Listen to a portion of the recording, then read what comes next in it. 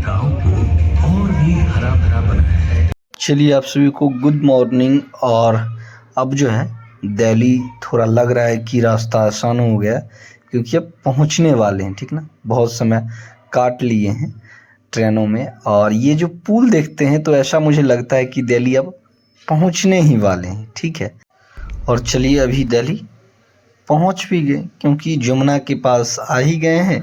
जमुना के उस पार जो है दिल्ली ही है।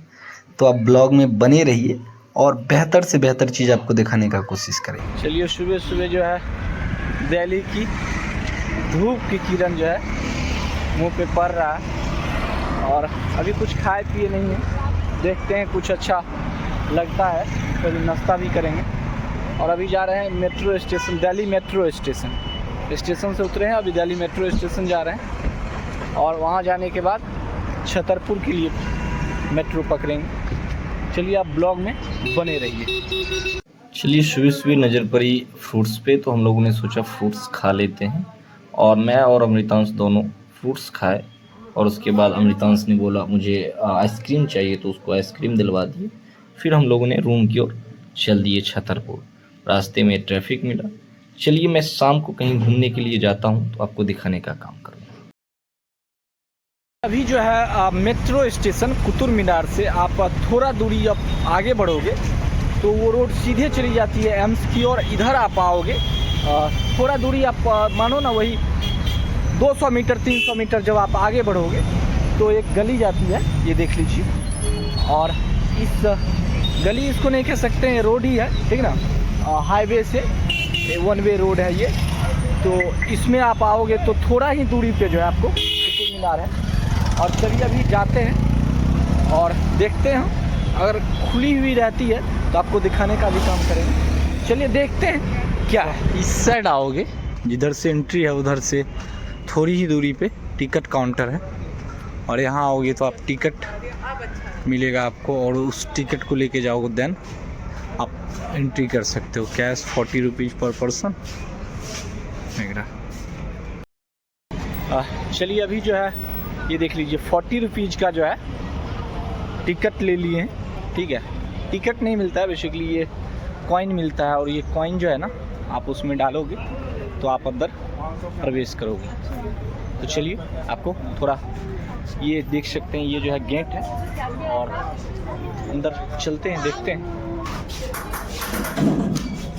चलो शाम को कुतुब मीनार देखने का मज़ा ही कुछ और है क्योंकि शाम को लाइटें वगैरह लगी हुई रहती है तो देखने में काफ़ी खूबसूरत लगती है। तो आप आते हैं तो कोशिश कीजिएगा, 9 बजे तक खुली हुई रहती है कुतुब मीनार। तो 9 बजे तक, 9 बजे से पहले आप आ सकते हैं, 6 बजे 7 बजे, तो उस समय बहुत अच्छा लगता है देखने में। और आप लेजर शो भी देख सकते हैं क्योंकि आगे होने वाला है, वो आप देखने को आपको मिलेगा। और ये जो लौह स्तंभ है इस पे कभी जंग नहीं लगती है, आप लोग पढ़े होंगे, तो यही है वो लौह स्तंभ। चलिए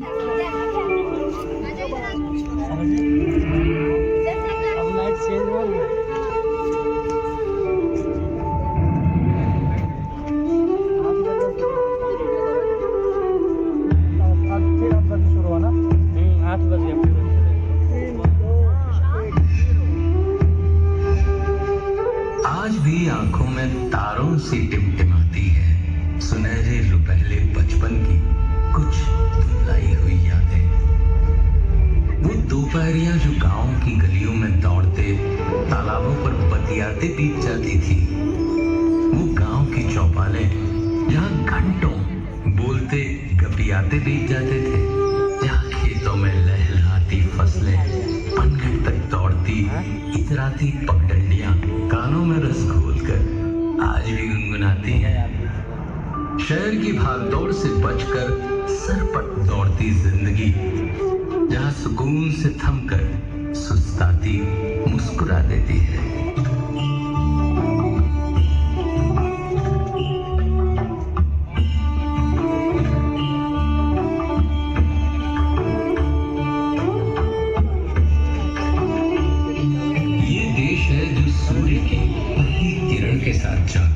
कैसी होगी भारत की वो धरती जिस पर भोर का सूरज सबसे सबसे पहले अपनी किरणें बिखेरता है। हमारे देश के उत्तर पूर्व में बसे उगते सूर्य के पर्वत अरुणाचल प्रदेश का मनमोहक गांव डोंग। ये है छत्तीसगढ़ का छिंदकालो गांव। यहाँ पाए जाने वाले ठिनठिनी पत्थर पर आघात करने से घंटियों सा मधुर संगीत सुनाई देता है।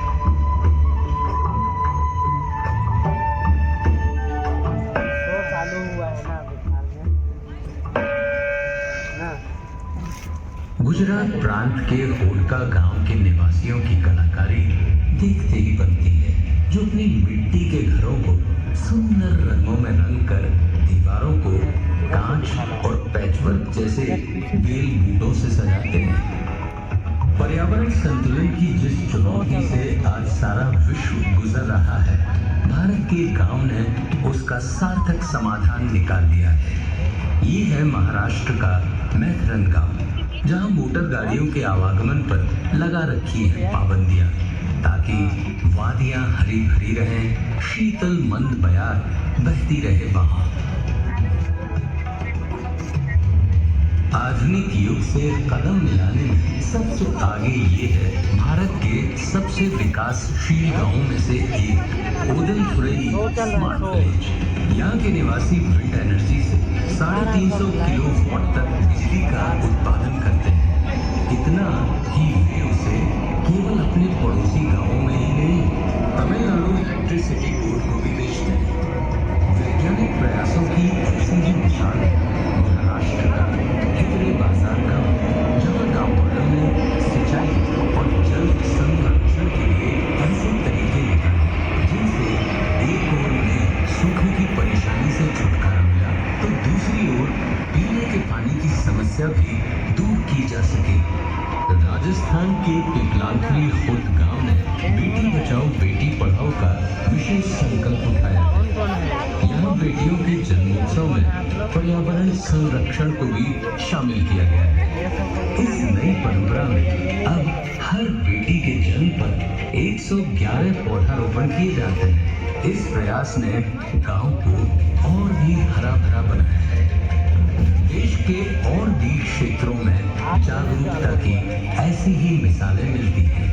राजस्थान से दूर पूर्व में असम के मांजुली गांव में भी पर्यावरण संरक्षण के लिए खास काम किए जा रहे हैं। यहाँ ब्रह्मपुत्र के तटों पर 1360 एकड़ का वनी प्रदेश बनाया गया है, जिसने वन्य जीवों को प्राकृतिक आवास दिए हैं। विज्ञान और अनुसंधान के क्षेत्रों में भी भारत के गांव किसी से पीछे नहीं है। क्या आप जानते हैं गोरखपुर के माधवपट्टी गांव के निवासियों का वैज्ञानिक शिक्षा के प्रति ऐसा रुझान है कि यहाँ के बहुत से निवासी ISRO, Bhabha atomic research centre जैसी संस्थाओं में वैज्ञानिक हैं। हमारे देश के कुछ गांवों में प्रकृति ने भी रोचक प्रसंग रचाए हैं। उत्तर प्रदेश में प्रयागराज के उमरी गांव में कई दशकों से जुड़वा बच्चे ही जन्म लेते हैं। पैदकर स्क्रोल पेंटिंग की आकर्षक कला किसे नहीं लुभाती। ये खूबसूरत कलाकारी झारखंड के अमादुली गांव के परिवारों का परिचय है। इस कला ने युगों पुरानी पौराणिक कथाओं को संजोकर संरक्षण दिया है, जिसमें गांव की संस्कृति, कला और परंपरा का समावेश झलकता है। मेघालय के कोंगथोंग गांव की बात ही निराली है। व्हिस्लिंग विलेज नाम से मशहूर इस गांव की माएं अपने बच्चों को पुकारने के लिए एक खास धुन बनाती हैं। बच्चों के नाम की तरह ये धुन भी उनकी पहचान बन जाती है। भारत की युगों पुरानी वास्तुकला में हर युग की अपनी विशेषता है। हिमाचल के गरली गांव में अलग अलग दौर की वास्तुकला का अद्भुत संगम मिलता है। पुर्तगाली हो या इटालियन, इस्लामिक हो या राजस्थानी, स्थापत्य कला के बेजोड़ नमूने इस गांव में एक साथ देखने को मिलते हैं। उड़ीसा के पट्टचित्र किस कला प्रेमी को नहीं लुभाते। यहाँ रघुराजपुर गांव का हर घर, हर परिवार इस कला में महारत रखता है, जिनकी कला आज सारे विश्व में विख्यात है। रामायण, महाभारत, गीत गोविंदम आदि की पौराणिक कहानियां इन चित्र सजीव होती है। धातु विज्ञान में भारत युगों युगों से पारंगत है। इसकी मन भावन झलक छत्तीसगढ़ के रायगढ़ में एक ताल गांव में मिलती है। यहाँ की डोगरा कलाकृतियां पूरे संसार में प्रसिद्ध है।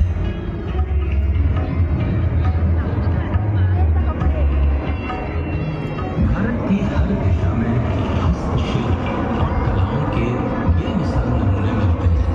नागालैंड के पैसिफिक क्राफ्ट्स विलेज का हस्तशिल्प पूरी दुनिया में मशहूर है, जहाँ बांस, कैन आदि से बनी बेहतरीन कलाकृतियां और लकड़ी पर बेजोड़ नक्काशी इस गांव के शिल्पकारों की खास पहचान बन चुकी है। हमारे देश में तरह तरह की कलाओं का बेमिसाल संगम मिलता है। आंध्र प्रदेश के अनंतपुर में पोथुलाना गैपल्ली में बनाई जाने वाली फुलू बोमलाता की लेदर पपेट्री की उत्कृष्ट कला देखते ही बनती है। लगभग 700 साल पुरानी आकर्षक रंगों से सजी ये कलाकृतियां आज सारे विश्व में विख्यात हो रही है। सच है कि लगन और हिम्मत हो तो इंसान पहाड़ तोड़ सकता है। आधुनिक भारत में ऐसे ही कर्मठ उद्यमियों में एक नाम है बिहार प्रांत के गया के गीतन मांझी का। रंग बिरंगे धागों से सिल्क और कॉटन कपड़े बनाने की भारतीय कलाएं युगों से सारे विश्व में मशहूर है। इन्हीं में से पोचमपल्ली गांव की हिकत सिल्क भी शामिल है। आकर्षक रंगों के धागों को बुनकर ज्यामितीय डिजाइन से सजाई गई इस सिल्क की साड़ियां भारत में विदेशों में भी महिलाओं के दिलों को मोह लेती है।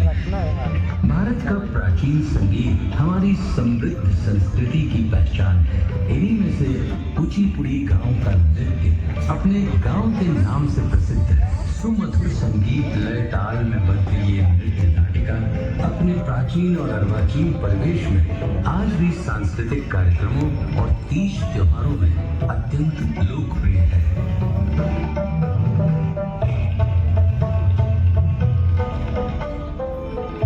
रंगों का त्योहार उत्सव धर्मी इस देश की खूबसूरत पहचान है। क्या आप जानते हैं यही एक गांव ऐसा भी है जहां होली में रंगों और हंसी ठिठोली के साथ लट्ठे बरसते हैं। उत्तर प्रदेश के बरसाना गांव की मान मनोहार से भरी ये अनूठी होली दूर दूर तक मशहूर है। हम कहीं भी क्यों न पहुंच जाए, बड़े बड़े शहरों या दुनिया के किसी भी कोने में क्यों न बच जाए, अगर हमने अपने गांव को जिया है तो हमारा गांव हमारे भीतर से कभी नहीं निकलता है। जय हो मोदी जी। वो हमारी रगों में बस जाता है, वो हमारी सोच में हमेशा रहता है।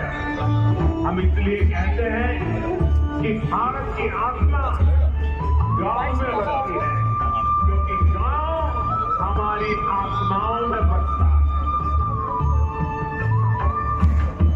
लोग सुन रहे थे, आप लोग देख नहीं पा रहे? नहीं, हम लोग सुन रहे थे। अंधे हैं आप भी? फिर अभी आप दोनों जाइएगा कैसे? जाएंगे हैं साथ में। अच्छा, कहाँ से हैं आप लोग? हम लोग दूर से। लगभग कितनी दूर से? हम लोग रहते तो यहीं पे हैं, हाँ। संत नगर में। अच्छा, और घर कहाँ है आपका? मेरा झारखंड? असम में। अच्छा, तो घूमने के लिए आए हैं आप? इधर पढ़ते हैं। किस कॉलेज में? मैं आर्यावर्त कॉलेज। और आप? अम्बेडकर कॉलेज। बहुत अच्छी बात है कि आप, मतलब आपको मैं क्या कह सकता हूँ, चल रहा है। बहुत अच्छी बात है कि आप आँख से अंधे होने के कारण भी आप पढ़ रहे हैं। किस डिपार्टमेंट में क्या कर रहे हैं आप? मेरा हिस्ट्री प्लस पोल साइंस है, BA प्रोग्राम। अच्छा, और आप? मेरा हिस्ट्री ऑनर्स। हाँ, तो आप ये बेहतर जानते होंगे कि कुतुब मीनार क्यों बनाया गया।